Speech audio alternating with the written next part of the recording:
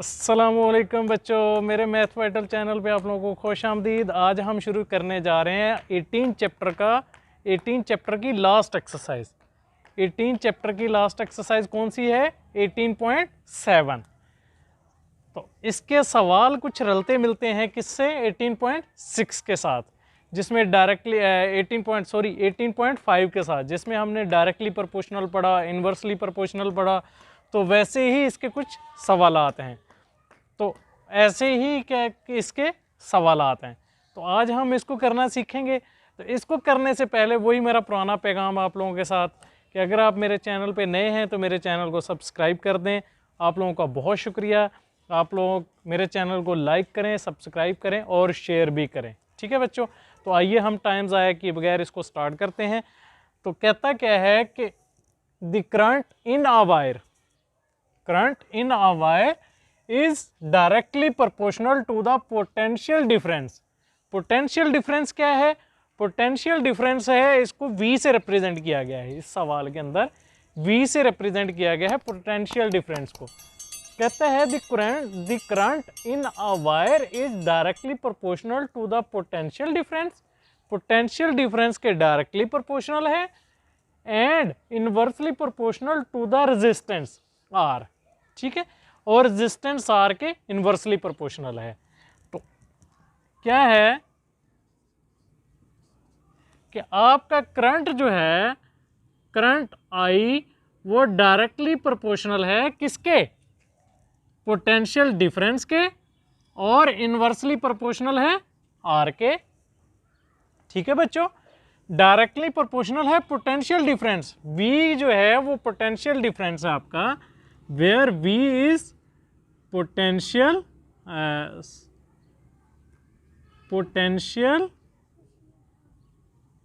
Difference. ठीक है, अच्छा, उसके बाद और आर जो है वो आपका रेजिस्टेंस है, ये तो आपको पता है। अच्छा, फिर उसके बाद कहता है inversely proportional to the resistance. हो गया। उसके बाद इसके बाद अगला स्टेप हम क्या करते थे? 18.5 के अंदर हमने पढ़ा कि इसके बाद हम अगला स्टेप क्या करते थे? अगला स्टेप हम ये करते थे कि इस डायरेक्टली प्रोपोर्शनल को या इन्वर्सली प्रोपोर्शनल को हटाने के लिए हम क्या करते थे? के का इस्तेमाल करते थे। तो I इज इक्वल टू के वी अपॉन आर। ठीक हो गया बच्चों। अब यहां पे हम क्या करते हैं आगे? फिर तीसरा स्टेप क्या होता था कि इसको हम इक्वेशन नंबर 1 का नाम देते थे और इसके अंदर हम वैल्यूज पुट करते थे और के की वैल्यू निकालते थे। यह आप लोगों को इतना तो पता है। तो अभी हमें इसके अंदर के की वैल्यू निकालने के लिए हमें चाहिए वैल्यू आई की, वी की और आर की। तो इसने क्या कर दिया, हमें आई की वैल्यू 6 एम्पेयर दे दी। इसमें पूरा एम्पेयर लिखा हुआ था, मैंने ए लिख दिया सिर्फ। और वी की वैल्यू 220 वोल्ट दे दी और आर की वैल्यू उसने 5 ओम दे दी। तो अब हम क्या करेंगे? इन वैल्यूज को हम पुट करते हुए के की वैल्यू निकालेंगे। तो हमारे पास आई क्या है?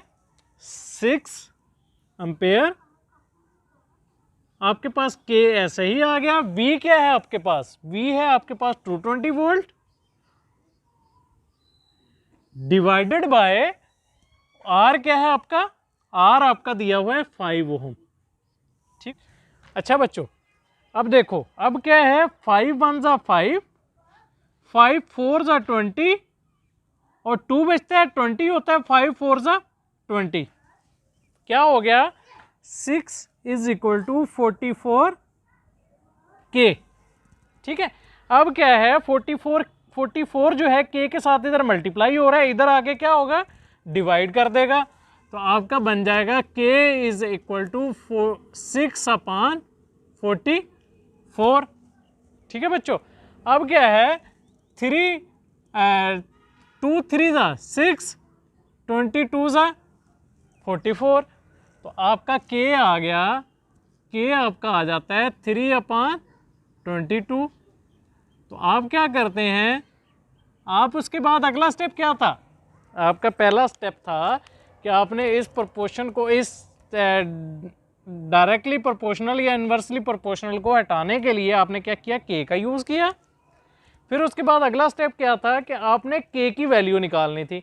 के की वैल्यू निकालने के लिए आपने आई की वैल्यू, वी की वैल्यू और आर की वैल्यू पुट की इसके अंदर। तो आपने क्या किया, इसको सॉल्व करते हुए आपने के की वैल्यू निकाल ली। अब उसके बाद अगला स्टेप क्या है कि आपने इस के की वैल्यू को इक्वेशन नंबर 1 के अंदर पुट करना होता है। तो अब हम क्या करेंगे, इस वैल्यू को इक्वेशन नंबर 1 के अंदर पुट करेंगे। तो हम क्या लिखेंगे, put in equation 1।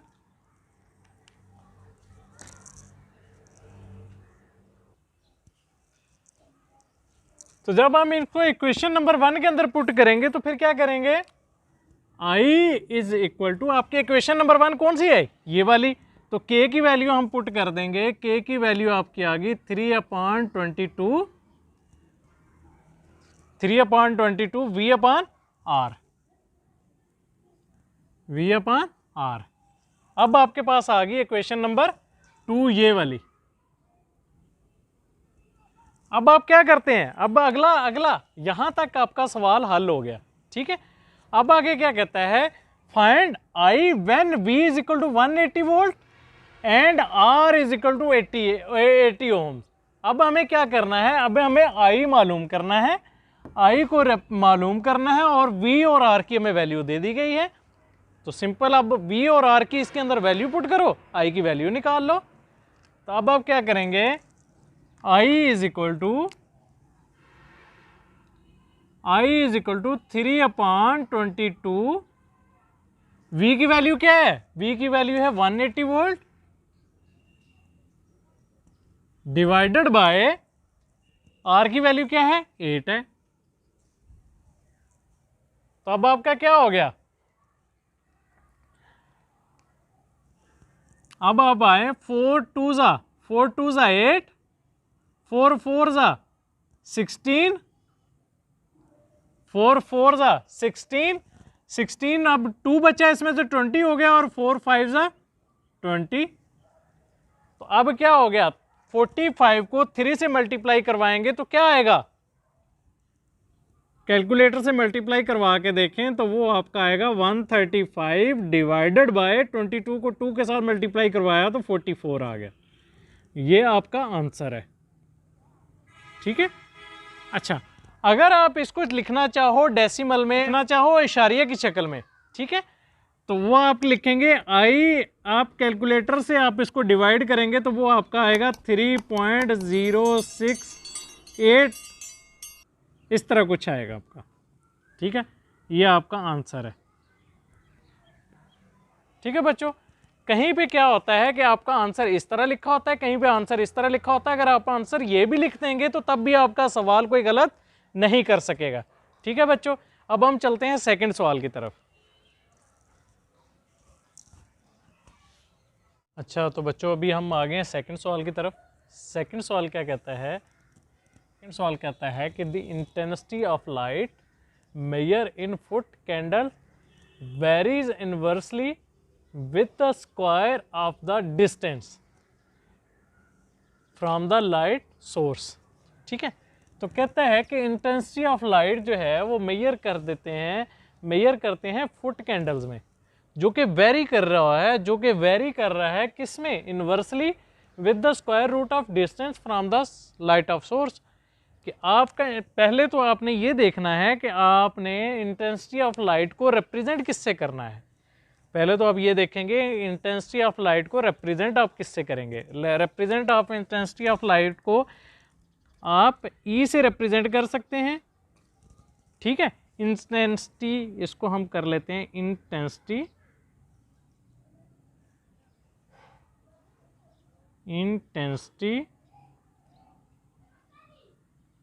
Of light, ई से रिप्रेजेंट कर लें, या एक और है इंटेंसिटी है ना, इंटेंसिटी को आप आई से रिप्रेजेंट कर लें, आई वी से रिप्रेजेंट कर लें, लाइट जो है वो वी हो गया, आई वी रिप्रेजेंट कर लें, ई से रिप्रेजेंट कर लें, ये आपके ऊपर है, ठीक है। उसके बाद फिर डी जो है वो डिस्टेंस है, वो तो डी आपको पता ही है, डी से रिप्रेजेंट करते हैं, वो आपका डिस्टेंस है, ठीक है बच्चों। तो यहाँ पे आपका ये दो चीज़ें जो हैं वो रिप्रेजेंट आप करेंगे, ठीक है। अब क्या कहता है, intensity of light inversely proportional है स्क्वायर ऑफ द डिस्टेंस के। तो इंटेंसिटी ऑफ लाइट जो है हमने किससे रिप्रेजेंट किया, आई वी से, वो इनवर्सली प्रोपोर्शनल है square root of square of distance के। ठीक है बच्चों, स्क्वायर ऑफ डिस्टेंस के। अब ये हमने इक्वेशन लिख दी। अब इसके बाद हमें पता है कि पहला हम स्टेप क्या करते हैं, पहला स्टेप ये करते हैं कि इस डायरेक्टली प्रोपोर्शनल या इनवर्सली प्रोपोर्शनल को हटाने के लिए हम क्या करते हैं, कांस्टेंट ऑफ प्रोपोर्शन को यूज़ करते हैं। तो आई वी इज इक्वल टू के 1/d²। ठीक है, आई इज इक्वल टू, चलें इतना ही काफ़ी है। तो ये आपका, या इसको लिख लें, I is equal to k/d²। तो ये आपकी होगी इक्वेशन नंबर 1। अभी यहाँ पे आपने क्या करना है, आपने k की वैल्यू मालूम करनी है। तो k की वैल्यू मालूम करने के लिए आप क्या करते हैं, इस d², ये आपके पास सिंपल है, इस d² को इधर ले आए तो आपका बन जाएगा k is equal to I d²। ठीक है बच्चों, अब क्या था, ये इधर डिवाइड हो रहा था, इधर आके मल्टीप्लाई हो गया। तो अब क्या है हमारे पास, फिर कहता है suppose the intensity of high bulb is 0.08 foot candle. उसने किस में कहा था इंटेंसिटी ऑफ लाइट को मेजर करना है, फुट कैंडल में।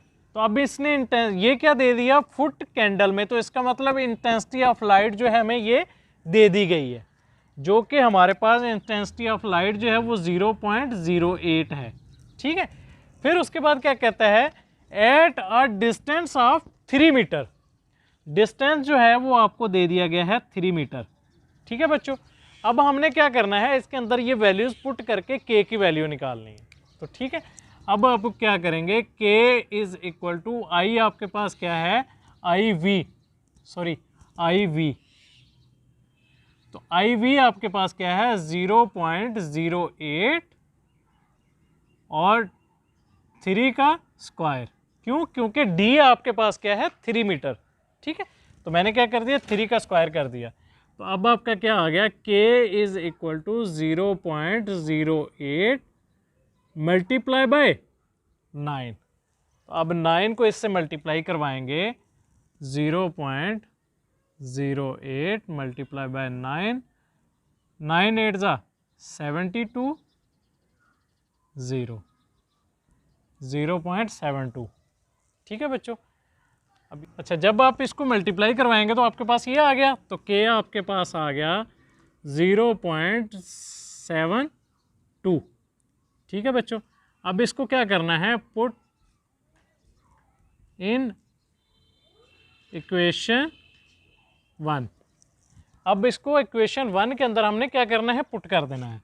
तो आपका I V is equal to 0.72 divided by d²। ठीक है बच्चों, अब d² आगे क्या कहता है, यहाँ तक हमने कर दिया। Find the intensity level at 8 metre. Intensity level at 8 metre पे। अब आपका क्या है, डिस्टेंस उसने दे दिया 8 मीटर। अब इंटेंसिटी लेवल आपने मालूम करना है, यानी इसी को मालूम करना है, आपको d² दे दिया। तो आपका I V is equal to 0.72 divided by, ये क्या है, d आपको क्या दिया, 8 दिया, तो 8 का आपका क्या आ गया, स्क्वायर आपका आ गया। ठीक है बच्चों, तो फिर उसके बाद हम क्या करते हैं, फिर उसके बाद करते हैं I V is equal to 0.72 divided by 8 का जब आप स्क्वायर लेंगे तो वो आपका क्या आएगा, 64।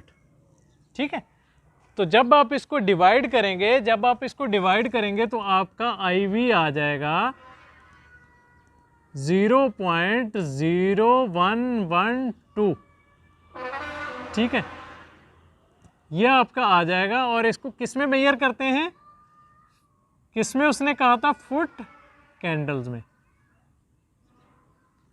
किस में मेजर करना था, फुट कैंडल में।